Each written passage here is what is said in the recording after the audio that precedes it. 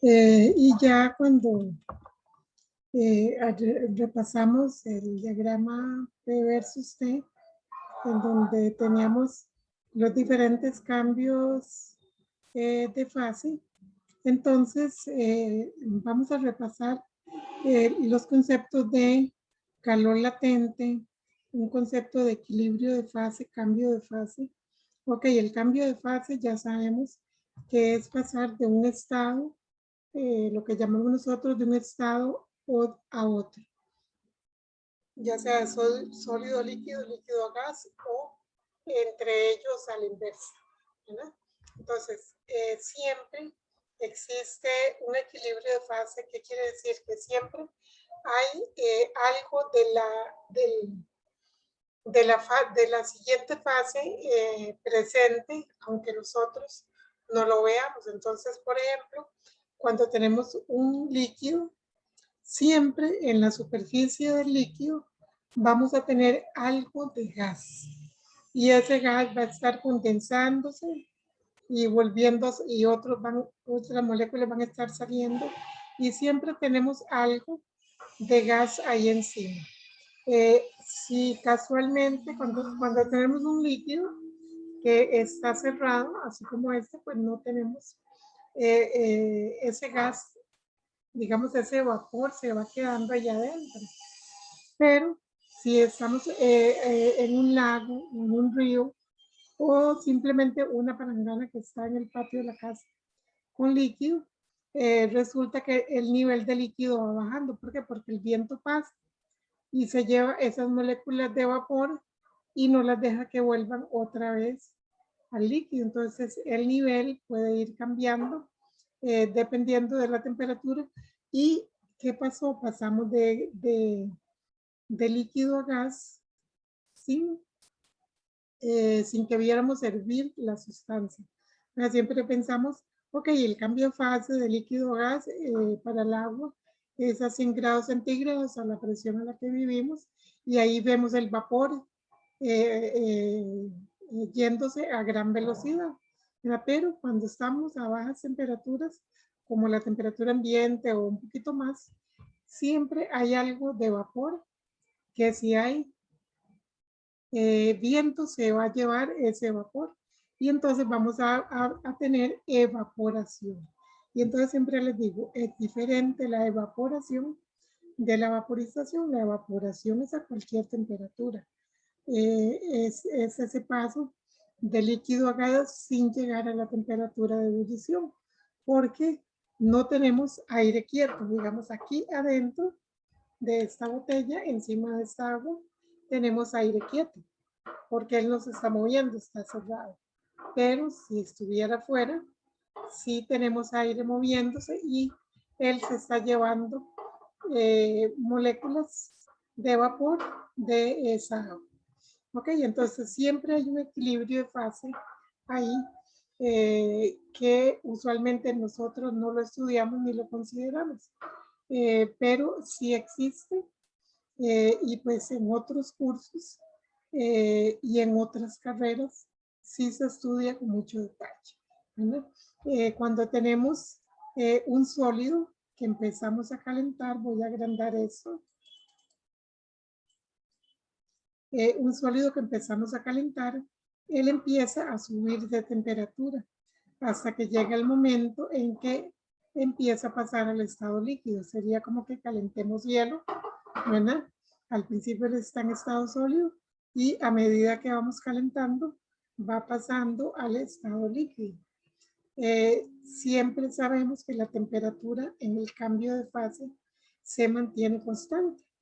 Y entonces si seguimos calentando, se sigue absorbiendo una cantidad de calor, pues entonces va a llegar el momento en que ya no hay sólido.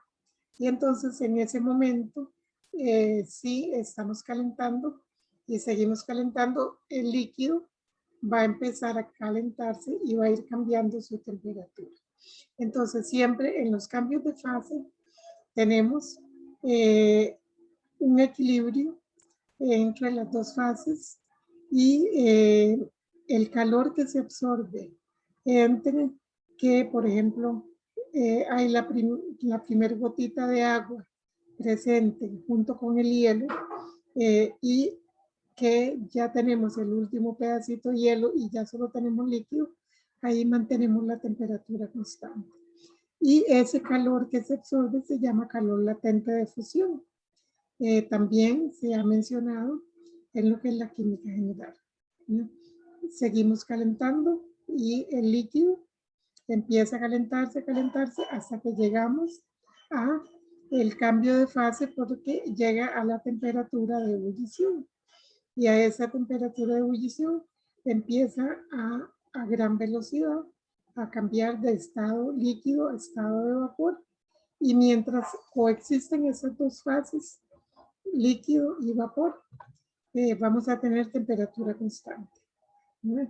Y va a absorber una cantidad de calor que llamamos calor latente de vaporización, que le ponían el símbolo lambda en la química general. Entonces, existe ese calor latente. ¿Por qué es importante recordar eso? Bueno, si nosotros tenemos una bodega en la que hay un incendio y tenemos una cantidad de líquidos diferentes, pues sabemos que ellos van a tener este comportamiento. Van a hervir y van a llegar a temperatura de ebullición, van a soltar vapores muy rápidamente y luego esos vapores, una vez que se acabe todo el líquido, van a seguirse calentando. En el caso nuestro, si es un incendio donde tenemos en una bodega donde hay un montón de líquidos, pues las temperaturas de los incendios en promedio aproximadamente en los primeros 3 minutos van a andar entre 200 y 400 grados centígrados. Si nosotros vemos en la hoja de seguridad de materiales de la sustancia cuál es la temperatura de ebullición, nos vamos a dar cuenta que la mayor parte de las sustancias que nosotros estudiamos en la nomenclatura orgánica, digamos de menos de 10 carbonos en las cadenas, y puede ser cualquiera de todas las sustancias, sea alcanos, sean alquenos, sean alquinos, sean aldehídos, cetonas, ácidos carboxílicos, alcoholes, ésteres, etcétera, aminas, amidas, todas las que tienen menos de 10 carbonos usualmente van a ser sustancias que son inflamables. Y entonces esas temperaturas de ebullición usualmente están por debajo de esas temperaturas que se alcanzan en un incendio en los primeros minutos. Andamos entre 200 y 400 grados centígrados cuando ya estamos a 3 minutos de que empieza un incendio. Entonces, ¿eso qué quiere decir? Que esas sustancias muy rápidamente van a estar alimentando el incendio con un montón de vapores que ellas van a empezar a emitir, sobre todo si están en recipientes que están abiertos. Entonces, ellas van a llegar a temperatura de ebullición y van a estar soltando vapores a gran velocidad. Ahora, ¿qué pasa si tenemos los recipientes cerrados? Si esto es una sustancia volátil que tiene baja temperatura de ebullición y está en un incendio, los vapores empiezan a acumular acá y probablemente va a subir la presión adentro del recipiente. Y si el recipiente no está diseñado para soportar esas presiones, entonces él va a explotar. Y una vez que se explota, la sustancia ya está a una temperatura de ebullición, está huyendo, está a esa temperatura y está soltando vapores a gran velocidad alimentando el incendio. Entonces es bien importante que recordemos estas curvas de calentamiento y sobre todo esta de vaporización, porque muchas sustancias se van a vaporizar en un incendio. ¿Qué es lo que estamos haciendo nosotros acá por tener este curso, estar a nivel de primer año? Entonces, siempre vamos a estar en este rango, ¿verdad? Donde las sustancias ya están en estado gaseoso, ya pasaron ese cambio de fase y todas las sustancias que vamos a estudiar van a estar en este rango para no complicarnos con esta parte. Si este curso estuviera a otro nivel, pues sí podríamos estudiar combustibles líquidos que hay que calentar para llevar al estado gaseoso y poder empezar a quemarlos, ¿verdad? Nosotros vamos a asumir que ellos ya están sobre la temperatura de ebullición si son líquidos, ¿ok? Entonces, usualmente, muchas veces en un enunciado, yo les voy a indicar la sustancia tal que tiene una temperatura de ebullición tal, vamos a quemarla y sabemos que está a una temperatura más alta. Entonces, fíjense que vamos a empezar a darle importancia a la temperatura, ¿verdad? Porque antes solo habíamos pensado en masas y el balance material y no nos preocupaba a qué temperatura estaba. Ponemos la reacción y la equilibramos y no nos preocupamos a qué temperatura está ocurriendo la reacción. ¿Ok? Entonces, bueno, pues para esos cambios de fase se requiere energía, para calentar se requiere energía y eso es lo que vamos a estar estudiando.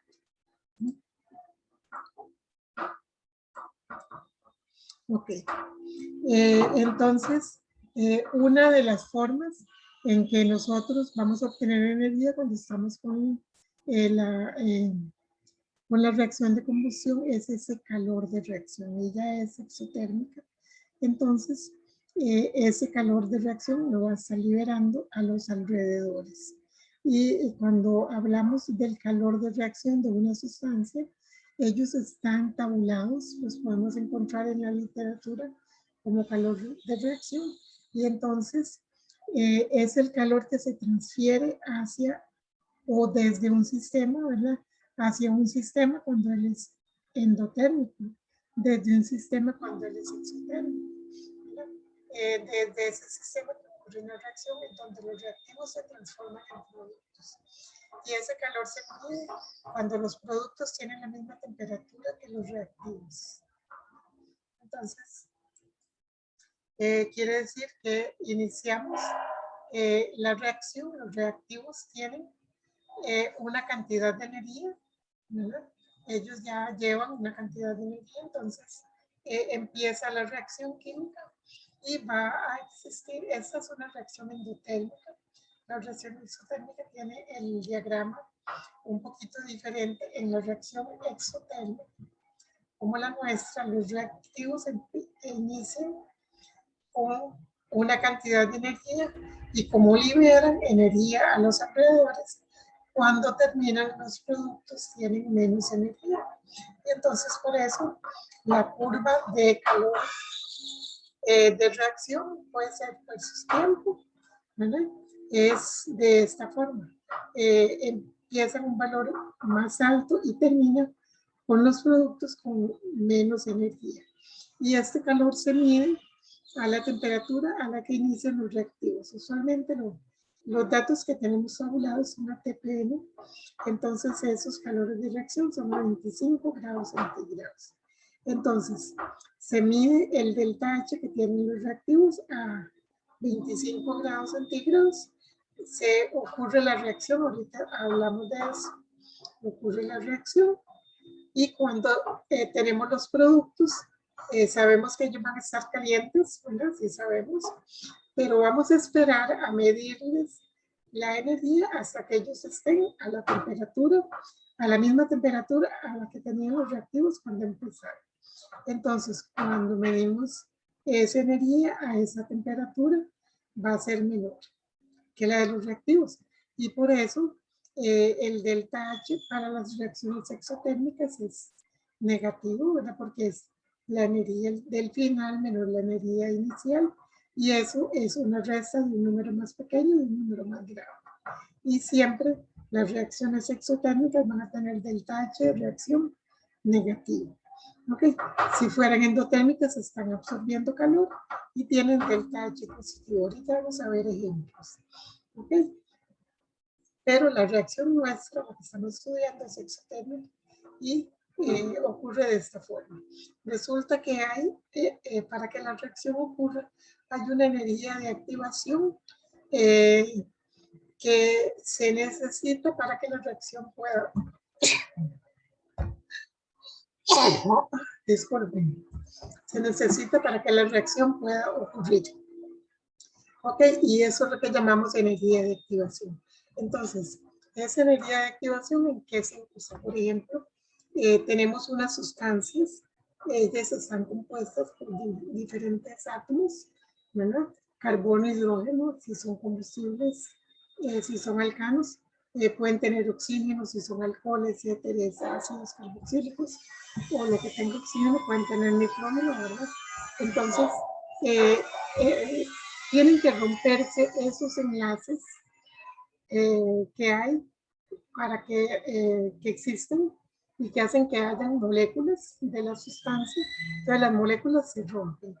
Y romper enlaces hay que tener, hay que dar energía, ¿verdad? Es como cuando hacemos ese juego donde se ponen dos grupos, ¿verdad? Todos agarrados de la cintura y los de adelante se agarran de las manos y entonces tratan de jalar para o romper eso, ¿verdad? O llevárselos hasta cierto lugar. No solamente es que se rompe, y usualmente el que es más débil rompe más rápido el enlace y se caen todos, ¿verdad? Entonces es una energía que se necesita para romper enlaces y hay que formar enlaces nuevos para que se formen otro tipo de sustancias, que es lo que pasa en todas las reacciones químicas, ¿verdad? Vamos a ver qué tengo por acá. Ok, entonces las reacciones tienen algo que se llaman mecanismos y entonces los mecanismos de reacción es cómo ocurre la reacción, cómo ella inicia, cómo continúa y cómo se llegan a producir los productos. En el caso de nuestra reacción, que es la reacción de combustión, nadie tiene claro cuál es el mecanismo de la reacción. ¿Verdad? Algunos dicen se hace primero de esta forma, primero de la otra, ¿verdad? Usualmente pues más o menos tenemos una idea de que si tenemos alquenos, la reacción va a empezar ahí donde está el doble enlace. Si tenemos alquinos, la reacción va a empezar ahí donde está el triple enlace, porque es donde la molécula tiene como menos concentración de átomos, ¿verdad? Por el tipo de enlaces. Cuando hay enlaces sencillos, pues las reacciones son un poquito más difíciles de iniciar, ¿verdad? Entonces, aunque nosotros sabemos que cuando tenemos sustancias inflamables, pues tiene que estar primero esa concentración de la sustancia en el aire en cierto rango de inflamabilidad para que pueda comenzar esa reacción de combustión, ¿verdad? Entonces, también esa energía de activación, pues es parte de lo que se ocupa para que pueda comenzar esa reacción, para que se suelten suficientes moléculas hacia el aire y que pueda comenzar esa combustión, ¿verdad? Pero el mecanismo básicamente son etapas individuales y por medio de ellas los reactivos se convierten en productos. Y la de nosotros, pues es una oxidación, en este caso una oxidación de sustancias orgánicas que vamos a llamar combustión, ¿no? Entonces, esas sustancias orgánicas mezcladas con oxígeno dan lo que nosotros llamamos combustión, ¿verdad? Porque hay sustancias que al mezclarse con oxígeno forman óxidos, por ejemplo, los sólidos, los metales, ¿verdad? Pero algunos, como el carbono, sí generan combustión. Entonces, ese mecanismo es muy complejo, todavía no es conocido, pero pareciera, bueno, sí es una reacción en cadena, eso sí se ha probado, pero es de radicales libres. Entonces, eso quiere decir que se van rompiendo los enlaces y van produciendo diferentes sustancias. Ella es muy exotérmica, entonces para su iniciación se requieren temperaturas elevadas para romper enlaces, ¿verdad? Y una vez vencida esa barrera, la reacción procede por sí sola, es como una reacción que ya es difícil de parar no vamos a poder pararlo, sino usamos algunos de los métodos que tenemos para apagar los incendios, que es romper ese triángulo del fuego, o eliminamos el oxígeno, o eliminamos el combustible, o eliminamos el calor. Son las tres formas que tenemos de parar esa reacción de combustión. Ella se sigue autoalimentándose, si no nosotros no intervenimos, se sigue autoalimentando hasta que se acabe el combustible o que se queme todo, ¿verdad? El oxígeno usualmente no se nos va a acabar, a menos que estemos en lugares cerrados. Pero en lugares cerrados sí puede llegar a acabarse el oxígeno, pero en lugares abiertos, con solo que haya una ventana abierta, una puerta abierta, un hueco en el techo que haga que entre aire, pues ya la reacción se sigue autoalimentando de ese oxígeno.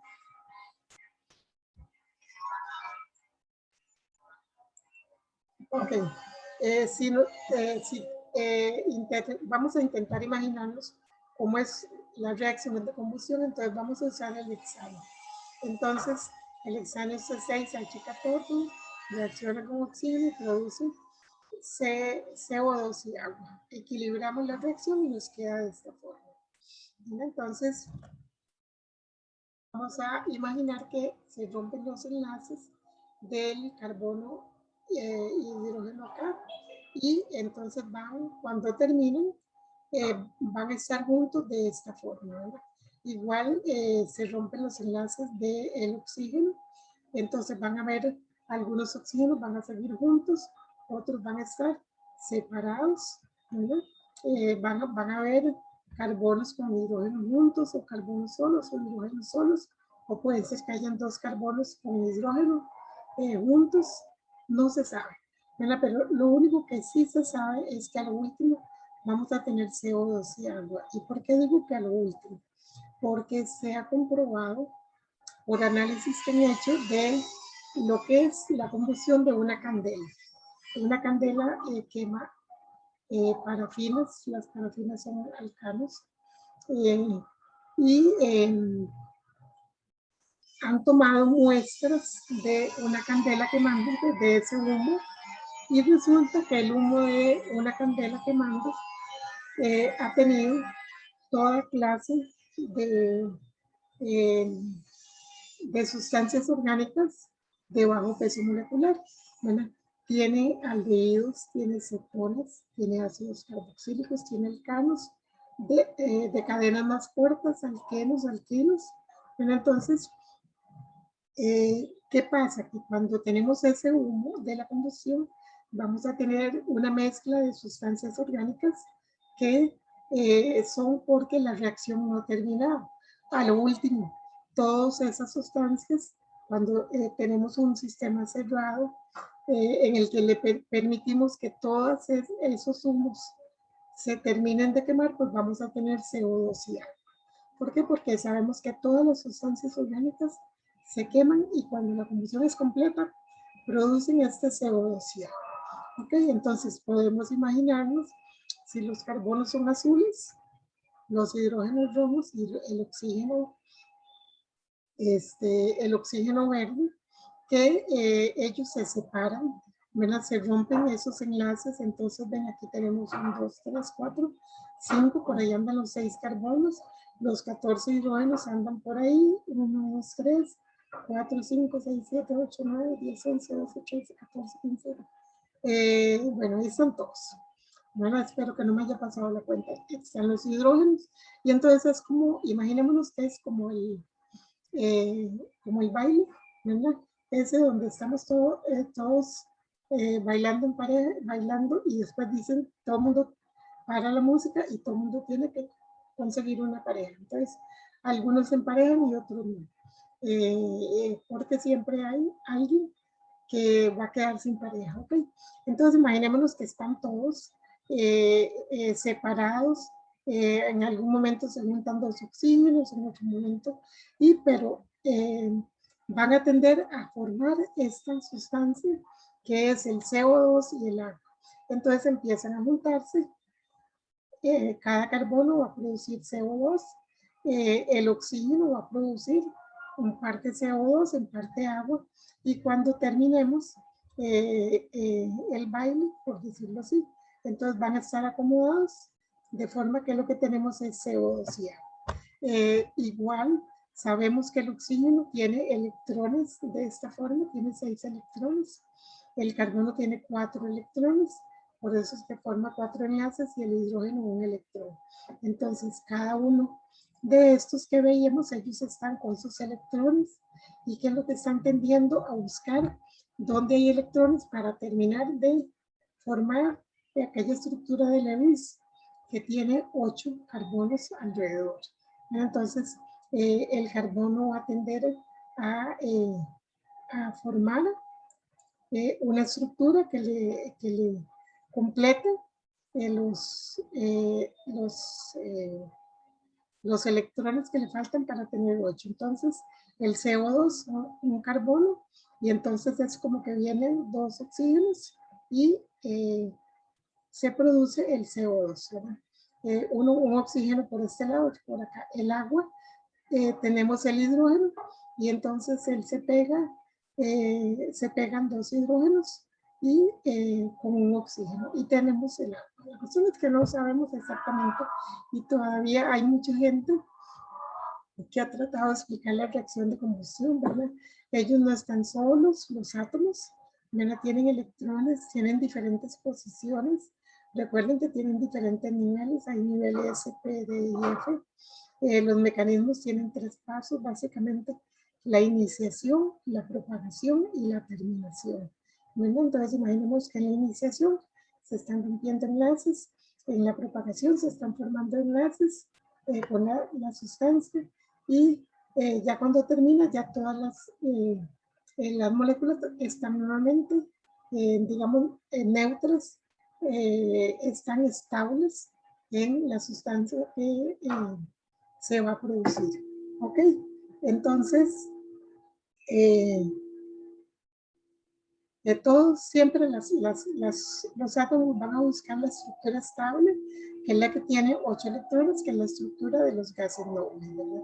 Y por eso se llaman gases nobles, porque ellos prácticamente no tienen su estructura con todos los electrones, pues no andan buscando con quién estabilizarse químicamente y no reaccionan con otras sustancias, ¿verdad? Ok, vamos a ver. Cada átomo queda libre con todos sus electrones buscando cómo estabilizarse. Se vuelven a formar enlaces, pero no ya en la misma forma, sino agrupándose de acuerdo con la reacción que se está llevando a cabo.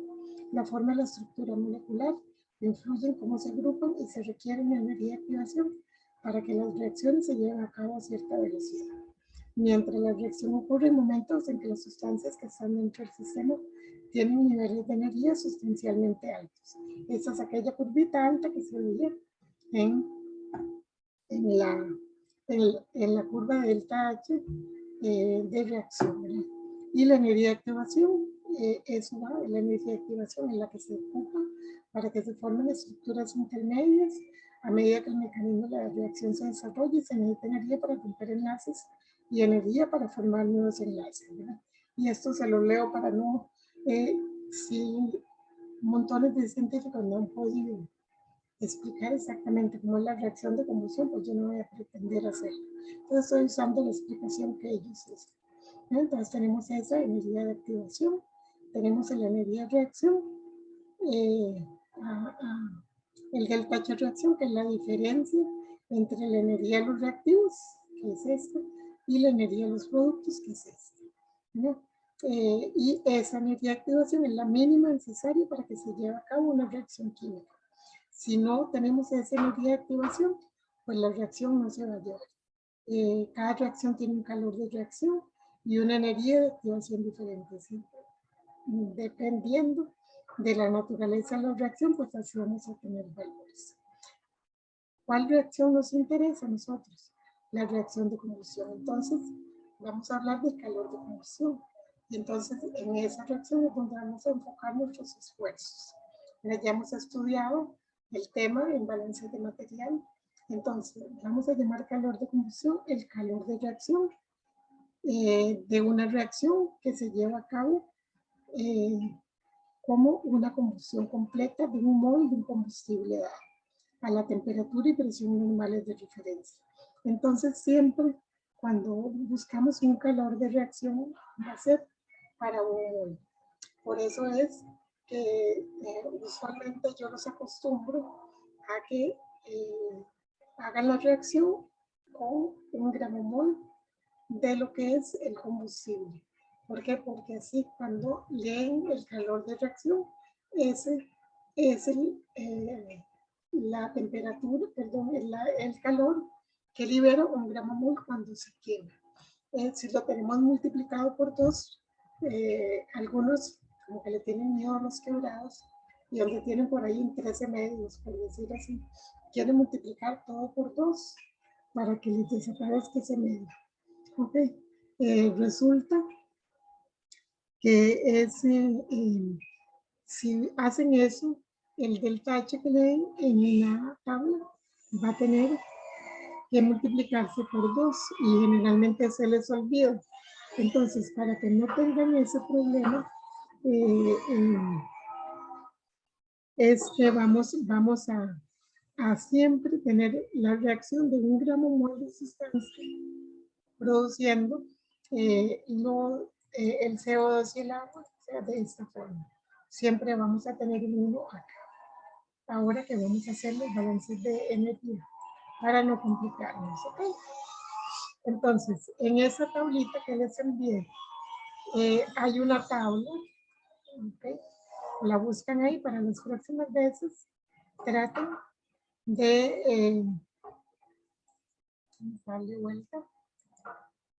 Traten de tenerlas impresas porque es más fácil cuando las tenemos en físico que cuando las tenemos en la pantalla. Ahora algunos tal vez no tienen una computadora, tal vez están con un celular o con una tablet y están trabajando con eso tan pequeño, lo primero, y lo segundo es que tienen que buscar el file cada vez, ¿verdad? Entonces, en ese apéndice F, que habla de calores de formación y de combustión, vamos a buscar los calores de combustión. ¿Okay? Entonces, esta tabla tiene calores de formación y calores de combustión a 25 grados centígrados. Y también aquí tenemos los compuestos. Ácido acético es el primero. ¿Verdad? Ahí está la fórmula, el peso molecular, el estado, el calor de formación y el calor de combustión. El calor por el momento, concentrémonos en el calor de combustión. Entonces, menos 871.69 kilojoules por gramo mol. ¿Verdad? En estado líquido, en estado gaseoso serían menos 919.73 kilojoules por gramo mol. Entonces, fíjense que depende del estado en que nosotros estemos haciendo la reacción. ¿Verdad? Usualmente vamos a partir del estado gaseoso. Entonces, si fuéramos a quemar ácido acético, vamos a asumir que está a una temperatura mayor que la temperatura de ebullición y inicialmente él va a estar en estado gaseoso. Y este sería el calor de combustión de él. ¿Ok? Y fíjense que ahí están nuevamente sustancias conocidas, ¿verdad? Acetaldehído, acetona, acetileno. Hay sustancias inorgánicas también, pero fíjense que tienen calor de combustión las sustancias orgánicas, ¿no? El amoníaco se considera una sustancia orgánica, ¿no? Él se puede quemar y no oxidarse, sino producir combustión. ¿Ok? Entonces tenemos que las sustancias orgánicas tienen aquí calor de combustión, las inorgánicas no. Por aquí tenemos el benzaldehído que no tiene, para mí que se le fue al autor, ¿verdad? Pero eso nos sirve para luego usar un método que vamos a usar para calcular el calor de combustión de una sustancia de la que no tenemos el calor de combustión, poderlo calcular nosotros y tener ese dato. ¿Ok? Ese es el benzaldehído. Y no vamos a ver página por página, pero fíjense que todo donde tenemos calor de combustión, son sustancias orgánicas, ¿verdad? Butano, isobutano, isobuteno. Todo aquí no hay porque lo que tenemos son óxidos o sales o hidróxidos de las sustancias que son completamente inorgánicas. Aquí tenemos el carbono, aquí tenemos dióxido de carbono, él no se quema, él es el producto final de la combustión. Disulfuro de carbono, monóxido de carbono, tetracloruro de carbono, y todas esas son sustancias que tienen carbono en su molécula. Fumeno.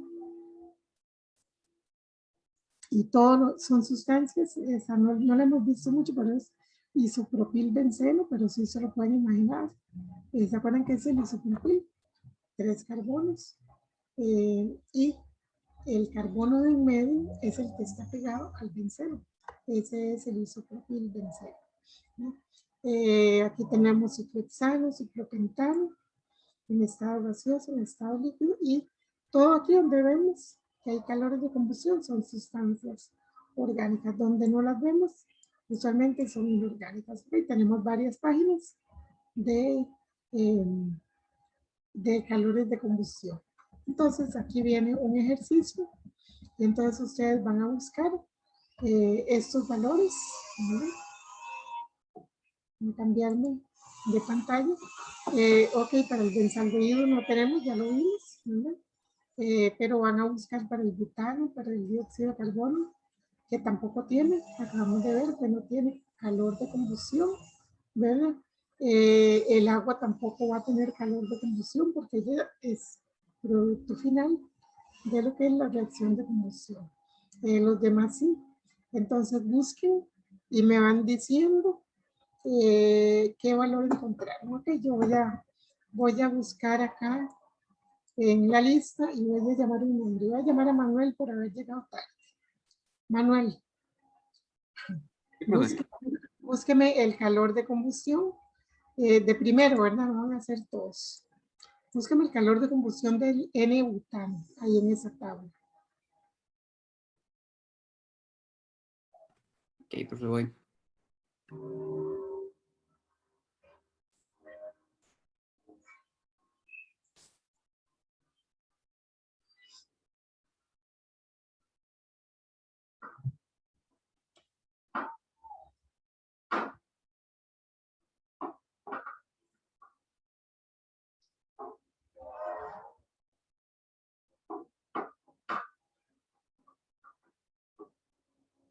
Ok, si alguno le puede ayudar a Manuel y me dice cuál es el dato. No, la idea es que me lo diga y yo lo apunto acá. Okay.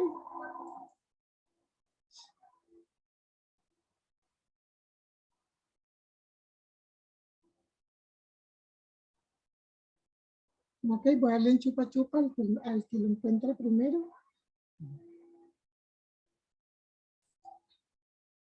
Okay, bien. Menos 2.855. Ok, no tiene decimales. Punto 6. Ok, entonces anotamos. Se me movió la pantalla. Ok, entonces aquí vamos a anotar menos 2.855, perdón, no tengo los 2.855.6. Ok, entonces N-pentano Hansel es el otro que llegó tarde. Ok, vamos a ponerlo a trabajar. Búsqueme el N-pentano.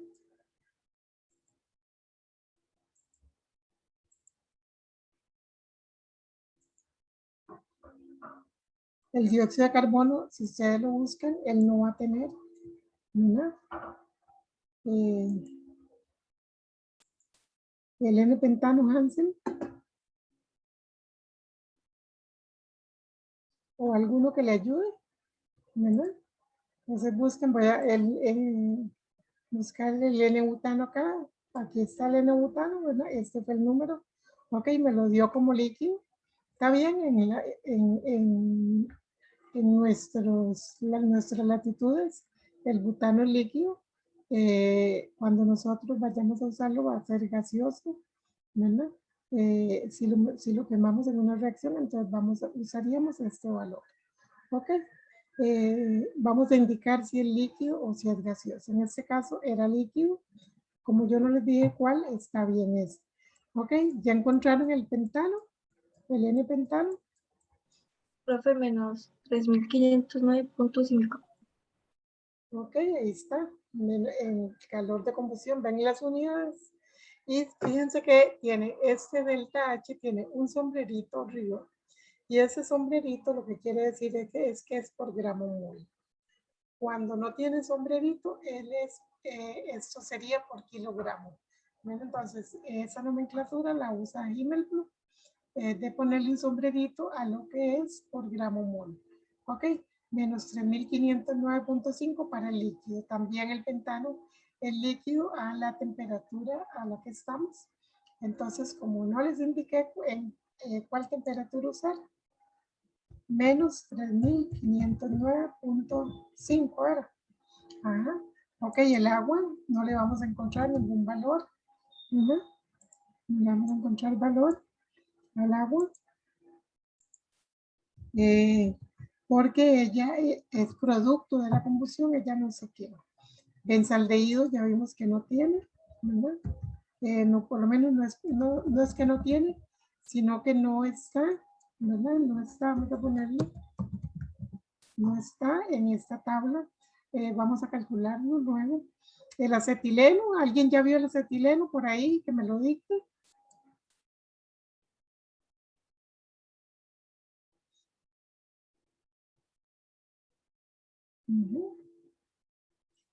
Vamos a buscar acetileno, metilciclopentano y etanol líquido. Entonces, si alguno encuentra uno de esos, ¿no? me indica y me El lo dice. acetileno es Ajá. menos 1299,61.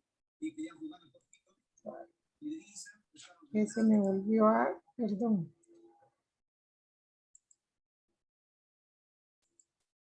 Se me volvió acá. Ok. Acetileno me dijo, ¿menos qué?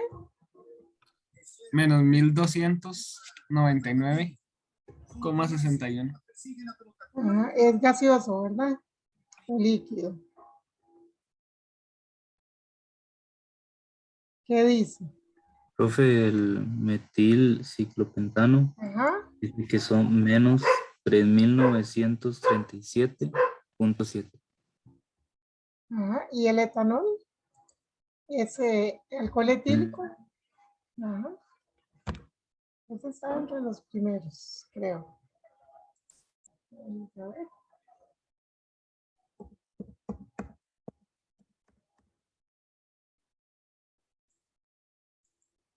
¿Dónde está entre los primeros?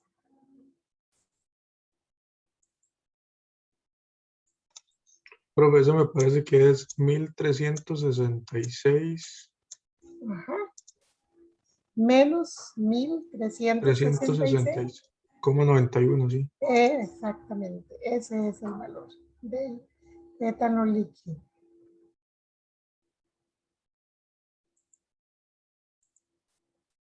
Ujú. Menos 1300, vamos a poner un poquito más arriba. Menos 1366,91 era. Sí, correcto, profe. Entonces, ya sabemos sacar calores de combustión. ¿Ok? Entonces, vamos a entrar a ver qué es lo que está ahí a la izquierda, ¿verdad? Tabulado, que es el calor de formación. Ok, ¿qué es ese calor? Vamos a ver qué es el calor de formación. Resulta que ese calor de formación es el calor liberado o absorbido en una reacción donde se forma un mol de un compuesto a partir de las especies elementales que lo componen. Esta es una reacción hipotética, o sea, no es una reacción real. Entonces, por ejemplo, si tenemos dióxido de carbono, CO2, se formaría a partir de carbono y de oxígeno puros. Si tenemos el agua, se formaría a partir de hidrógeno y oxígeno puros. Con cada una de las sustancias, por ejemplo, los alcanos, que todos son carbono e hidrógeno nada más, sería carbono más hidrógeno que nos produce el alcano que queremos.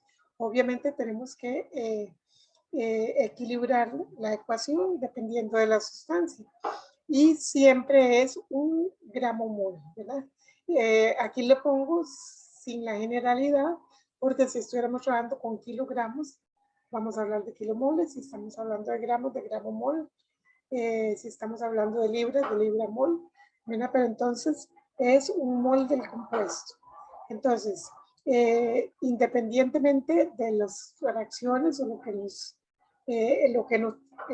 dé el equilibrio de esa reacción de formación, siempre vamos a formar 1 mol del compuesto. O sea, la reacción va a ser 1 para formar 1 gramo mol. Va a tener un coeficiente de 1. Ok, las especies elementales tienen que estar en su forma más abundante. O sea, la forma en que más natural la encontramos en la naturaleza, ahora valga la redundancia. Y esas son siempre elementos de la tabla periódica. Y ellos se usan para formar hipotéticamente el compuesto A. Y todos los elementos, ok, recuerden esto. Vamos a ver si lo puedo marcar con algo. Voy a ponerle mucho color. Ok, entonces siempre recordemos que para los elementos de la tabla periódica, por el fondo negro no se ve. Elementos de la tabla periódica, su calor de formación es 0. Entonces nunca vamos a encontrar en una tabla como esa calor de formación para el oxígeno o para el hidrógeno o para el hierro, para cobalto, para níquel, para sodio, para cloro, para gases nobles, para cloro, para bromo, yodo, los halogenuros, ¿verdad? Nada que está en la tabla periódica tiene calor de formación. Le decimos que es calor de formación 0. ¿Ok? Entonces, siempre vamos a representar, vamos a agrandar un poquito esto, como en la parte de abajo va a tener una F en vez de la C que tenía el calor de combustión. Y este cerito quiere decir que es estándar, quiere decir que está hecho y reportado en condiciones de presión y temperatura normales a una atmósfera de 25 grados centígrados, que corresponde a 298 Kelvin. Ok, entonces cada compuesto va a tener un calor de formación y algunos se encuentran tabulados ahí en esa tabla del Gmail. Entonces recordar, todos los elementos de la tabla periódica en su forma elemental, por convención, tienen calor de formación 0. Okay. Entonces vamos a estudiar algo que ya ustedes vieron en la química general, que es la ley de Hess. Ok. ¿Para qué vamos a ocupar la ley de Hess? Ustedes vieron que ahí en la tabla tenemos una sustancia que es el benzaldehído, ¿verdad? Y resulta que no teníamos el calor de combustión. Y vamos a toparnos con muchas cosas en el ejercicio profesional que no van a estar tabuladas y que se van a quemar, ¿verdad? Y entonces la ley de Hess establece que el calor de una reacción depende solo del estado final y del estado inicial. Habíamos hablado, ¿verdad? No depende de qué pasa entre el estado 1 y el estado 2, cómo hicimos para llegar. Entonces, que las reacciones son así, ¿verdad? Entonces, el delta H de la reacción es independiente de cómo ocurre. Entonces, lo que dice la ley de Hess es que vamos a usar varias etapas. Podemos sumar algunas de ellas para poder encontrar el calor de una reacción. Entonces, bueno, vamos a descansar 10 minutitos. Son las 12:50 y volvemos para continuar con la ley de Hess.